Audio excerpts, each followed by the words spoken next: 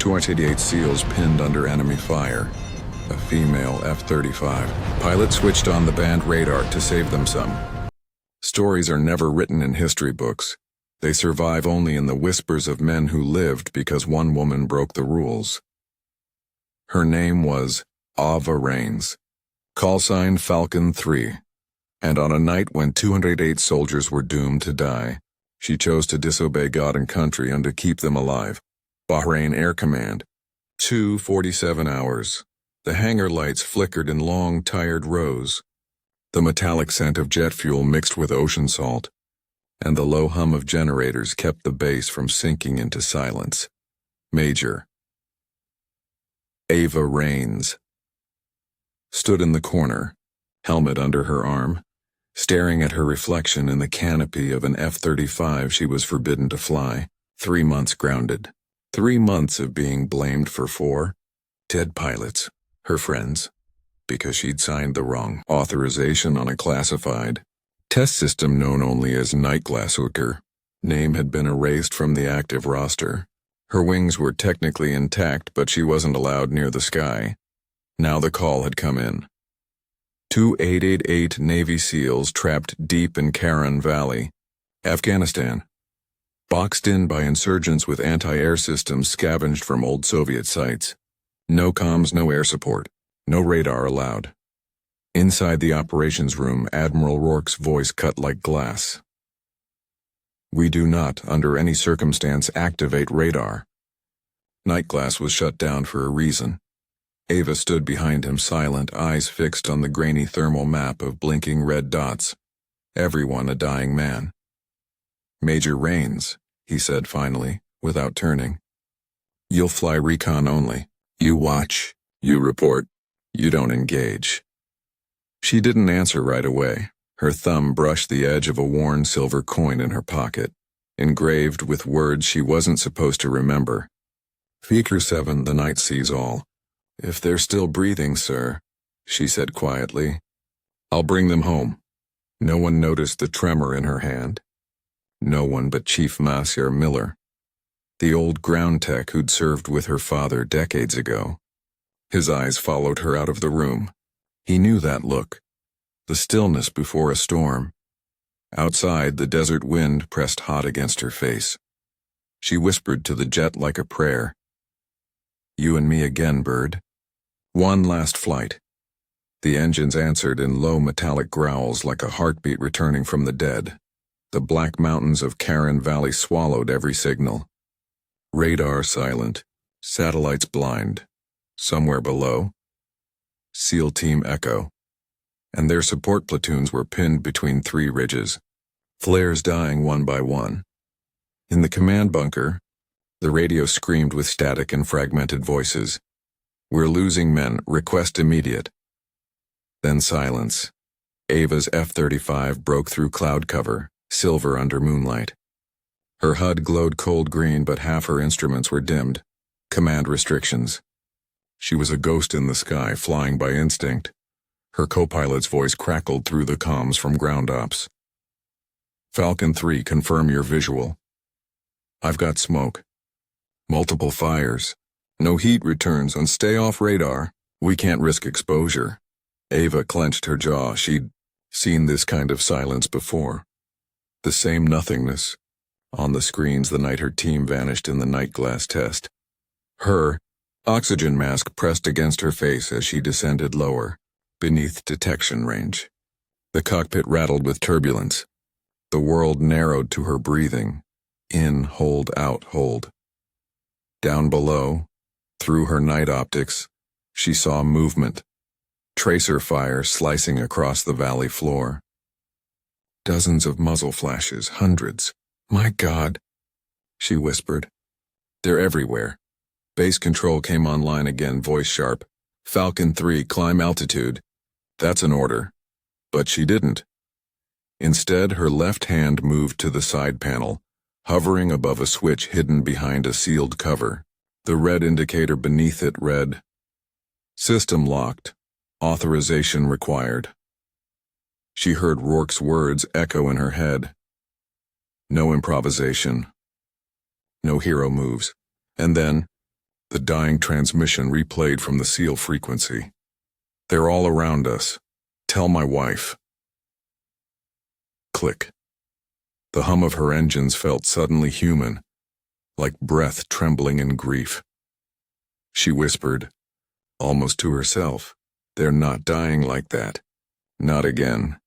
And with that she reached toward the forbidden switch but didn't press it. Not yet. Her thumb hovered there, heartbeat against metal.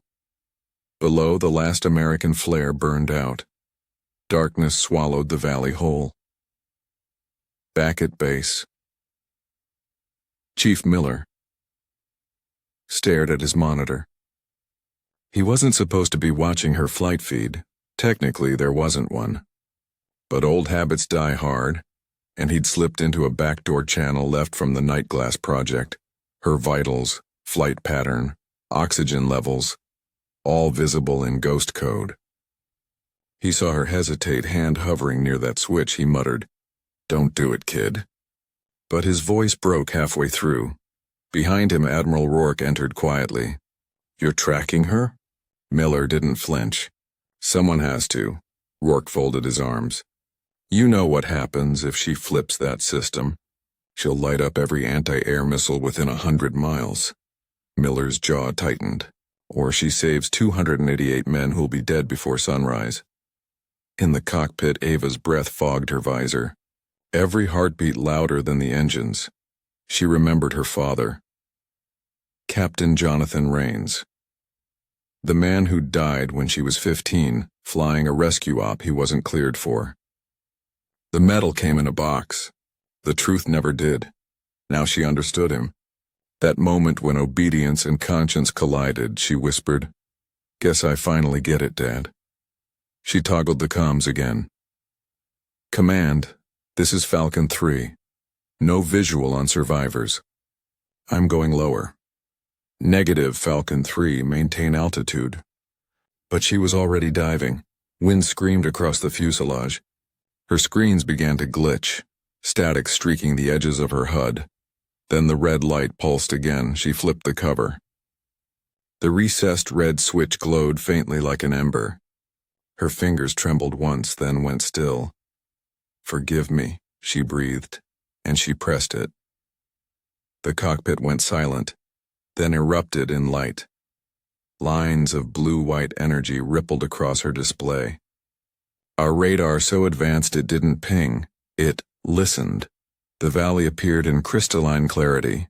Every ridge, every warm body, every weapon signature. To friendlies, alive. Hundreds of hostiles closing in. For the first time, she saw everything, and the enemy saw her. The radar bloom spread like a silent explosion, veins of light crawling across her HUD. For a second, the world stood still. Then chaos erupted. "Falcon 3, what did you just do?" Rourke's voice shattered through comms laced with fury. "You lit up the whole valley and they'll see you from orbit." But Ava didn't answer. Her focus locked on the valley's thermal image. 288 heat signatures surrounded, boxed in by a sea of red. Enemy RPG teams repositioning, mortars igniting. She switched to the Nightglass overlay. Ghost blue targeting markers flared to life. Her hands moved like they remembered something her mind didn't. 2 missiles, silent, guided by light rather than heat. They hit like falling stars down below. Men who had been crawling in the dirt looked up, not at a savior but at something they couldn't name. A streak of silver cutting through the dark, splitting fire with precision that felt impossible. Inside the command center, chaos. Officers shouting, alarms blaring. "She's engaging hostiles. Nightglass is online." Rourke slammed a fist against the console. "Shut her down," Chief Miller whispered. "You can't shut down a ghost, sir." In the cockpit, Ava's oxygen levels dipped. The system drew power directly from her suit, her heart rate sinking to radar pulse. Every lock-on drained her. She felt it like something was taking pieces of her. She ignored the fatigue. Her eyes locked on one signal blinking faintly on the map. A small cluster near the southern ridge. SEAL Team Echo, if you can hear me. This is Falcon 3. I see you. A voice cracked through static. We thought you were... Just move when I say. Her radar flared again. Missiles inbound. 6 of them. Ava pulled back hard. G-forces punched her ribs. Her vision tunneled black around the edges. Come on, bird. Stay with me. The F-35 screamed past the valley, flares bursting behind. Explosions shook the air. The radar lit again, showing enemy launchers reloading. She whispered, half delirious. You wanted eyes in the dark, Rourke. Now you've got them. And Dove again. Back at base, Chief Miller's fingers trembled over the control board. He'd seen impossible tech before, but never like this. Nightglass wasn't radar. It was sensing. It saw energy fields, heartbeats, the movement of air itself, a system too dangerous to exist. Rourke leaned in. Cut her feed. She's running dark. Only telemetry. Then find a way. Miller turned slowly, eyes old and defiant. You grounded her when she was trying to save people. You think she'll stop now? Rourke didn't reply. The silence between them was louder than orders. In the air, Ava's body shook with each maneuver. Sweat pooled inside her gloves. Her lips bled where she bit them to stay conscious. Her father's voice haunted her memory. There will come a night when your orders will sound like betrayal. That's when you'll have to decide who you really serve. She exhaled. I guess tonight's the night. Down in the valley, Lieutenant Mark Dalton, leader of Echo Team, crawled behind a boulder, helmet cracked, rifle empty. He'd lost 9 men in 2 hours. Then the ground shook. Above them, silent precision strikes cut enemy lines like threads. Dalton lifted his head, eyes wide. That's not artillery. Ava's voice came faint over the comms. Move south. Ridge line clear for 60 seconds. Go now. They ran. Every remaining SEAL sprinting through hellfire. One stopped, hit by shrapnel. Dalton turned, ready to drag him, when another strike hit the enemy flank. He looked up again, saw her jet streak overhead and whispered, Whoever you are, thank you. Miller watched her vitals spike again. Oxygen dropping. Neural load rising. Nightglass was killing her. Slowly. He murmured. Rourke, it's drawing life sign data directly from the pilot. Rourke froze. You're saying she's powering it? Her brain? Her heart? Her everything? And Rourke, the same man who grounded her, who called her reckless and whispered under his breath, God help her. By 0410 hours, the valley was a furnace. Ava's F-35 danced like a phantom above it, weaving through tracer lines that looked like angry stars.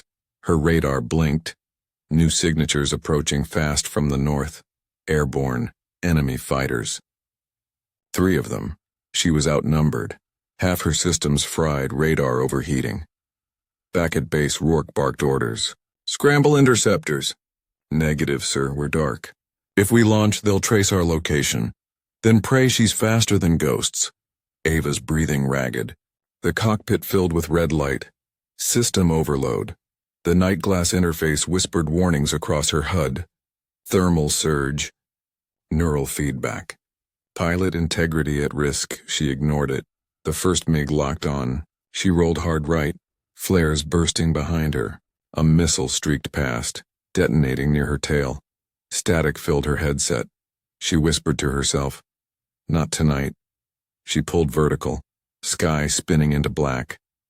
The stars blurred. The MiGs followed. 3 Predator shadows. Her hands moved with muscle memory carved from years in simulators and real sky. She killed her lights, cut power for 3 seconds, a maneuver no sane pilot would try. Her jet vanished. The enemy lost lock. Confused, they split formation. She reignited engines. The F-35 screamed back to life, emerging from shadow. 1 missile, 1 flare, 1 perfect kill. The second fighter caught fire, spiraling down into the valley. But the third hit her. Shock tore through her body as alarms shrieked. The cockpit filled with smoke. She gritted her teeth, coughed blood and steadied the controls. Below, SEAL Team Echo watched a streak of fire crash against the ridge, then rise again. Impossibly, Dalton's voice cracked. She's still up. Nightglass glowed violently now, feeding on everything she had left. Falcon 3 to command, she rasped. If I don't make it out, tell Miller. The ghosts worked. Chief Miller sat alone in the secondary control bay watching her pulse drop. He remembered the first Nightglass trial. 5 pilots went up. Only one came back. Ava. The others burned midair when the neural feedback loop went critical. The project was buried under Black Ops clearance. He'd seen her that night, standing in the hangar shaking but alive. She'd whispered, they weren't ghosts. They were trapped inside the system. Now, looking at her data feed, he saw the same signatures. Faint echoes inside the radar stream. Like voices inside static. Rourke leaned over his shoulder. What is that? Residual data, Miller lied. But deep down he knew. The Nightglass wasn't just scanning energy. It was connecting to it. The ghosts of those pilots and her friends were helping her fly.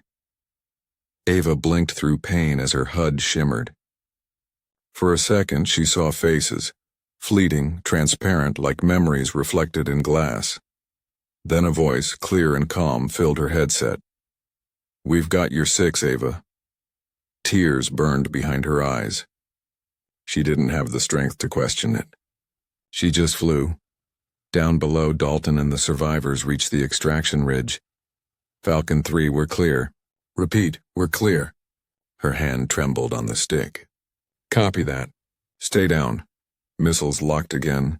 She had 1 shot left, her lips parted, a whisper, half prayer. You owe me one, boys. Nightglass shimmered blue. The missile guidance flipped, turning back toward its launcher. Explosion. Silence. In the control bay, Miller whispered. They helped her. Rourke didn't argue. He couldn't. The sky went dark again. Her systems dying one by one. Altitude dropping fast. 18,000 feet. 12,000. Alarms screaming, her vision blurred. Every muscle ached, her voice barely a breath. Miller. I can't see. He leaned toward the mic. Listen to me, Ava, you did it. They're safe. Now bring her home. But she didn't respond. Her father's voice echoed again. When you give everything to the sky, sometimes it gives you back the truth. The cockpit lights flickered once more. Through the haze she saw them, the spectral silhouettes of the pilots lost in Nightglass. One stood closest, helmet off, face peaceful. We've got you, Ava, time to rest. She smiled weakly. Not yet. With her last strength she leveled the jet. The mountains glowed faint in dawn light. She saw the base lights miles ahead. Miller whispered, she's coming home. Then as the sun broke the horizon, her F-35 dipped low over the ocean, engines silent, and disappeared into the light. Night falls over the Afghan ridges like a black curtain drawn across the sky. The rescue team moves through a corridor of dust and wind, their visors flickering with green thermal ghosts. Spectre, you've got 5 minutes before the storm hits hard, the comms officer warns, his voice half swallowed by static. Hayes crouches behind a wrecked outpost, scanning the horizon. Through his NVG, he spots movement. 2 hostiles dragging something heavy. The shape catches his breath. It's Walker's body armor. Command, I've got visual on Spectre 7, possibly alive, he whispers. The response crackles. Negative, you're too deep. Pull out. But Hayes ignores it. He signals his men. They advance. Lightning flashes, painting the valley white for half a second. Just enough to reveal a horrifying truth. Walker isn't being dragged. He's walking, limping, face covered in dirt but alive. Behind him, 2 militants shove him forward at gunpoint. Hayes grips his rifle tighter. He knows he can't risk a shot. One mistake, and Walker dies. The team splits silently, surrounding the enemy. The wind howls. Thunder rumbles like a drum of judgment. Then, Chaos. Gunfire. Screams. A flash grenade bursts. White fire and ringing silence. When the dust clears, the enemies lie still. Walker collapses into Hayes's arms, barely conscious. Thought, "You wouldn't come," he mutters weakly. Hayes smiles through clenched teeth. "You never stop fighting, brother." But their moment of relief doesn't last. In the distance, headlights emerge, dozens of them. The storm is coming. And so is the enemy. The evacuation zone is 3 clicks away, through rain, wind, and incoming fire. Hayes lifts Walker onto his shoulders, each step heavier than the last. The rest of the unit forms a moving wall, laying down suppressive fire. Tracer rounds streak through the dark like angry comets. The ground shakes under mortar fire. Every heartbeat feels borrowed. Spectre team. This is Mercy Bird ETA 3 minutes. The pilot's voice echoes in the comms. 3 minutes to salvation. 3 minutes to eternity. Hayes runs through the storm. Lungs burning, vision blurring, his brothers covering his every step. Walker murmurs something like a broken whisper. "Promise me. If I don't make it..." Hayes cuts him off. "You'll make it. You didn't die out here for nothing." The chopper light pierces the rain, a glowing angel in the dark. But as they near the clearing, a missile streaks from the ridge. RPG. Down. The explosion throws them backward. The chopper spins out, crashing into the valley. Fire lights up the sky. For a moment, everything goes silent except the rain. Hayes pulls himself up, coughing blood. He looks at Walker, motionless beside him. Somewhere in the wreckage, the pilot's radio sputters. "Spectre, do you copy?" Hayes grabs it, breathing hard. "This is Spectre 6 mission. Not complete yet." He looks at Walker, the man who refused to quit, then toward the ridge, where enemy silhouettes reappear like ghosts. He loads his last magazine. The storm howls, and he stands tall, whispering to himself, "For every man who fell, we rise again." Cut to black. The echoes of valor never die. The valley burns. Rain hits the flames, turning smoke into choking fog. Hayes staggers to his feet, weapon raised, every bone screaming in protest. His remaining team, 2 soldiers, bleeding but breathing, unform a line beside him. No words, just the silent oath of men who know this might be their last sunrise. Enemy shadows emerge through the mist, dozens of them. They move like predators, slow, deliberate. Hayes glances at Walker, still unconscious, blood seeping through his torn uniform. He places Walker's dog tags in his pocket. "Not today," he mutters. "You're going home." He reloads his rifle. "Spectre team," he says over comms, voice steady. "If this is it, let's make it count." Then the valley erupts. Bullets carve the night sky. Thunder cracks above them, echoing like cannon fire from heaven itself. Hayes and his men fight with everything left. Skill, rage, and faith. One by one, they drop enemies in the mud, reclaiming ground inch by inch. In the chaos, a grenade lands beside them. Hayes dives, throws himself over it. The blast consumes the world. The rain has stopped. Only embers remain, flickering softly against the ruins. A faint voice breaks through static. "This is Mercy Bird 2, searching for survivors." The helicopter's light sweeps across the valley, landing on a motionless figure. Hayes, barely alive. His body shields Walker from the explosion's full force. Medics rush in, shouting orders, dragging them into the chopper. Walker's pulse, weak, but steady. Hayes, unconscious, breath ragged. As they lift off, Walker's eyes flicker open. He turns his head and sees Hayes beside him. "Always. Protecting everyone," he whispers, tears mixing with dirt. Outside the window, the valley fades into the horizon, a graveyard of fire, courage, and sacrifice. Days later, A military hospital in Germany. Walker wakes to the steady rhythm of monitors. He looks to his right. Hayes lies in the next bed, motionless but alive. The doctor speaks softly. He took most of the shrapnel. Saved your life. Again. Walker grips Hayes's hand. Flashbacks flood his mind. The ambush, the storm, the promise. He leans closer, whispering, "You said we'd all make it home. You kept your word." Outside the window, snow begins to fall. The world is quiet, peaceful, almost sacred. Then, faintly, Hayes's fingers twitch. Walker's eyes widen. A spark of hope ignites. Weeks later, a C-17 touches down at Andrews Air Force Base. The ramp lowers. Sunlight spills over rows of soldiers waiting in silence. Walker wheels Hayes down the ramp. Medals pinned to both their chests. Families watch, saluting. Cameras flash, but Hayes doesn't. Look at the crowd. He looks at the flag, rippling, gently in the wind. A symbol of every name carved into the mountains they left behind. Walker stops beside him. "None of them died for nothing," he says quietly. Hayes nods. "No, they live in every mission we complete. They stand side by side and warriors. Survivors, brothers." Months later, a classroom at the Air Force Academy.